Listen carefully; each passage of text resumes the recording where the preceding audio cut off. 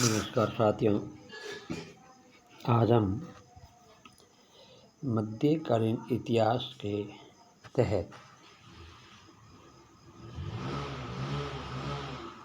मुगल काल के बारे में विस्तार से अध्ययन करेंगे।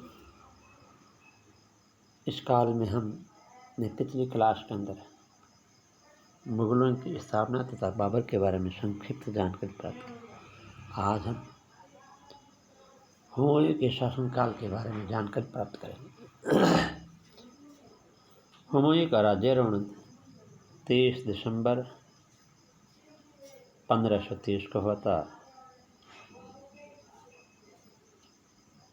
और लगभग 10 वर्षों तक उन्होंने शासन किया और उसके बाद में उन्होंने 1530 से 1555 तक निर्वासन का जीवन जिया और फिर बाद में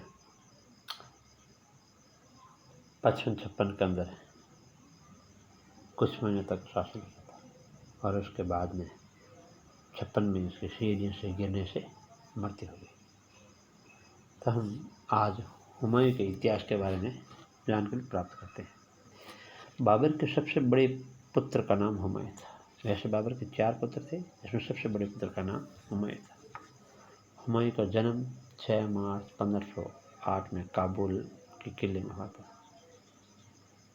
उसके छोटे भाई का नाम कामरान और उससे छोटे का नाम अस्करी और सबसे छोटे भाई का नाम हिंडाल। वह उसकी बहन गुलबदन बेगम थी। बाबर की मृत्यु के बाद में हुमायूं बाबर का उत्तराधिकारी बना और उत्तराधिकारी के रूप में उसे कांटों में भरा ताज मिला। वास्तव में बाबर की मृत्यु के बाद में अफगानी परंपरा के अनुसार हुमायूं ने अपने साम्राज्य को अपने सभी भाइयों के साथ बांट दिया था और इसके तहत कामरान को काबुल व कंधार, अस्करी को संबल व हिंडाल को अलवर राज्य मिला था। और उसके बाद में इस छिन्न भिन्न राज्य के रूप में जो राज्य मिला था, इसके कारण उसकी सैन्य क्षमता तो कमज़ोर हो गई थी। कालांतर में उसके भाइयों ने भी उसके आपातकाल के समय उसकी सहायता नहीं की थी। उसके सामने साम्राज्य स्थापना समय जो प्रमुख समस्या थी वह निम्न थी। उसके चचेरे भाई मोहम्मद जाबा व मोहम्मद सुल्तान की दृष्टि सिंहासन प्राप्त करने की थी। अफगान शक्ति का बिहार में मोहम्मद लोदी के तहत तो गुजरात में बहादुर शाह के अधीन पुनः सशक्तिकरण हो रहा था। भारत में जो द्वितीय अफगान साम्राज्य की स्थापना करने के लिए तैयार था, ये अफगान शक्तियाँ बिहार और गुजरात के अंदर पुनः सशक्तिकरण किया होता।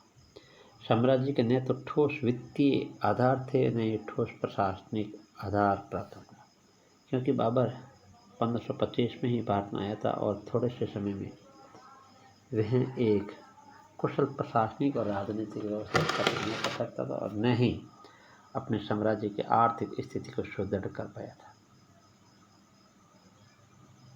अर्थात उसे के पिता ने अल्पकाल के दौरान साम्राज्य के लिए कोई स्थायी पद्धति और स्थायी प्रशासन स्थापन नहीं कर पाया था, जिसका समस्या का समाधान और उसके सामना उसके पुत्र हुमायूं को भी करना पड़ा था। उसके अमीर वर्ग से विविध नस्ल के लोग थे और उसमें आपस में प्रतिस्पर्धा और द्वेष की भावनाएं थी। तैमूरी राजवंश में प्रचलित साम्राज्य विभाजन की प्रथा के कारण साम्राज्य का एक विस्तृत हिस्सा अपने भाइयों को सीधे नियंत्रण में दे दिया गया और शासन के प्रारंभ से उसके अस्करी को संबल और हिंडाल को मेवात और कामरान काबुल कंधार प्राप्त करने से उसकी राजनीतिक और सैन्य क्षमता भी कम हो गई थी। फिर भी हिंडाल अस्करी व कामरान का सहयोग न करने के बावजूद भी हुमायूं ने भारत में शासन किया और अपने निर्वासन के बाद में पुणे भारत में सत्ता स्थापित की थी। तो हुमायूं की प्रमुख विजय कालिंजर का अभियान, हुमायूं 1531 ईस्वी में कालिंजर पर आक्रमण करता है। इस आक्रमण का कारण यहाँ के शासक प्रताप रुद्रदेव के बारे में अनुमान था कि वे अफगानों के प्रति सहानुभूति रखता, अतः गुजरात के बादशाह पर नियंत्रण करने के लिए कालिंजर पर आक्रमण आवश्यक था। बिहार की तरफ अफगानों ने विद्रोह की सूचना आने पर उसने कालिंजर से समझौता कर लिया और इसे प्रताप रुद्रदेव ने अधीनता स्वीकार कर ली। दोरा का युद्ध या देवराई का युद्ध तथा चुनार का प्रथम घेराव 1531। इस समय अफगानों ने महमूद लोदी के नेतृत्व में जौनपुर पर अपना अधिकार कर लिया था तथा अवध में स्थिति को और अधिक मजबूत कर लिया था। हुमायूं ने गोमती नदी के तट पर अफगानों को पराजित किया। इसके उपरांत हुमायूं ने चुनारगढ़ का घेरा डाला, परंतु 4 माह के पश्चात गुजरात के बहादुर शाह की बढ़ती गतिविधि के कारण उसने शेर खां से समझौता किया और जिसके तहत चुनार का किला शेर खां के अधीन छोड़ दिया गया, परंतु शेर खां ने मुगल आधिपत्य को मंजूर करते हुए अपने पुत्र कुतुब खां के नेतृत्व में एक सेना हुमायूं की सेवा में भेज दी थी और उसके बाद में हुमायूं और बहादुर शाह के मध्य संघर्ष हुआ था। गुजरात के शासक बहादुर शाह एक योग्य कुशल शासक था। 1526 में वह शासक बना और 31 में उसने मालवा पर कब्जा कर लिया था। माना जाता है कि चित्तौड़ की रानी कर्णावती ने हुमायूं से सहायता की अपील की थी तथा इसके प्रतीक के रूप में राखें भी भेजी थी, परंतु बहादुर शाह ने गुजरात पर अधिकार कर लिया और इस प्रकार गुजरात तथा मालवा दोनों हुमायूं के हाथ से निकल गए थे। यह घटना 1535 की है, किंतु हुमायूं के अभियान से बहादुर शाह की शक्ति को तोड़ दिया। अंत में वह पुर्तगाली गवर्नर के साथ हाथापाई में मारा गया था। इस प्रकार हुमायूं ने राजपूत शक्ति के साथ सहयोग और समन्वय के एक शुभ अवसर को खो दिया था। शेर खां से संघर्ष। बिहार के क्षेत्र में अफगान शेर शाह के नेतृत्व में एकत्रित और संगठित हो रहे थे। जुलाई 1537 ईस्वी में हुमायूं पूर्व की तरफ बढ़ा और अक्टूबर में उसने चुनार पर घेरा डाल दिया था। यहाँ पूर्व योजना के अनुसार कुतुब खान ने हुमायूं को अधिक समय तक उलझाए रखा था। यद्यपि 6 माह पश्चात तोपखाने और चालाकी से किले पर अधिकार करने में हुमायूं कामयाब रहा, परंतु जब तक शेर खां ने बंगाल को जीत लिया था तथा उसका कोर्ट सुरक्षित रूप से रोहितासगढ़ में स्थानांतरित कर दिया गया था। अर्थात शेर शाह ने बड़ी चालाकी के साथ कुतुब खां के द्वारा हुमायूं को रोका गया और अपनी स्थिति को पीछे शेर शाह सुदृढ़ कर लिया था। हुमायूं के आगे बढ़कर बंगाल पर सफलता से कब्जा कर लिया। यहाँ पर उसने 8 महीने का समय बिताया तथा दिल्ली, आगरा, बनारस तक के संपर्क में ही रखा था। उधर आगरा में हुमायूं के भाई हिंदाल ने स्वयं को बादशाह घोषित करते। इस सूचना के पश्चात हुमायूं ने बंगाल में जहांगीर कुली बेग के नेतृत्व में 5000 सैनिक रखकर मार्च 1539 ईस्वी वहाँ से प्रस्थान किया, परंतु गंगा और कर्मनाशा नदी के मध्य इस चौसा के मैदान में उसे पहले से ही प्रतीक्षारत अफगान सैनिकों से भयंकर आक्रमण का सामना करना पड़ा था। मुगल सेना की भारी हानि हुई तथा स्वयं हुमायूं किसी तरह निजाम नामक एक बिस्ती की सहायता से गंगा नदी को पार कर आगरा पहुंच सका। शेर खां ने चौसा युद्ध के पश्चात स्वयं को शेर शाह सुल्तान आदिल घोषित किया तथा शेर शाह की उपाधि ली और आगरा विजय की तैयारी करने लगा था। अंततः कन्नौज के पास बिलग्राम के युद्ध में 17 मई 1540 ईस्वी को मुगल सेना हुमायूं के नेतृत्व में अंतिम रूप से पराजित हुई और बड़ी कठिनाई से हुमायूं ने अपनी जान बचा करके ईरान की तरफ पलायन किया था। वास्तव में हुमायूं ने कई संघर्ष किए, परंतु सभी संघर्षों में हुमायूं की पराजय हुई थी। हुमायूं के इस पराजय का मुख्य कारण अपने साम्राज्य को प्रारंभ से अपने भाइयों के मध्य बांट देना, और भाया ने कभी भी विपरीत परिस्थिति में सहयोग नहीं करता था। भाइयों के मध्य वैमनस्य और असहयोग की भावना। हुमायूं की देर करने की प्रवृत्ति, जैसे कि उसने बंगाल और गुजरात के बयान में किया था। इस प्रकार हुमायूं के देर करने के कारण शत्रु सुदृढ़ हो जाता था और सावधान हो जाता था। आवश्यक संसाधनों को हुमायूं के पास करनी थी। इसके अलावा शेरशाह का हुमायूं की तुलना में अधिक योग्य, अनुभवी, संगठित रूप से मजबूत होना और हुमायूं द्वारा आमोद प्रमोद में समय व्यतीत करना। उसके चरित्र में आकर्षण है पर दबदबा नहीं।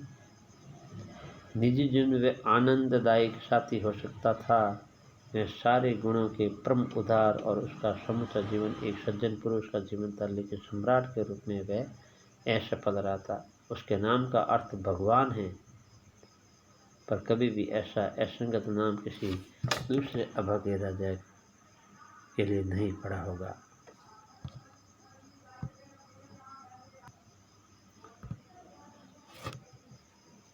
कन्नौज के बिलग्राम युद्ध में 1540 में हुमायूं की हार के बाद में हुमायूं जैसे तैसे होकर अपनी जान बचा करके सिंध प्रांत से होते हुए ईरान की ओर चला गया।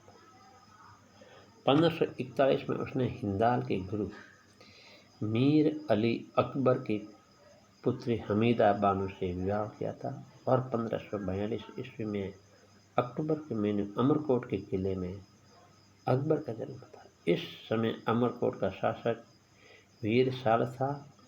1553 ईस्वी तक कामरान का विरोध बरकरार रहा था। इस समय पुणे हिंडाल हुमायूं के साथ हो गया था और 1551 में कामरान से युद्ध करते हुए हिंडाल मारा गया था।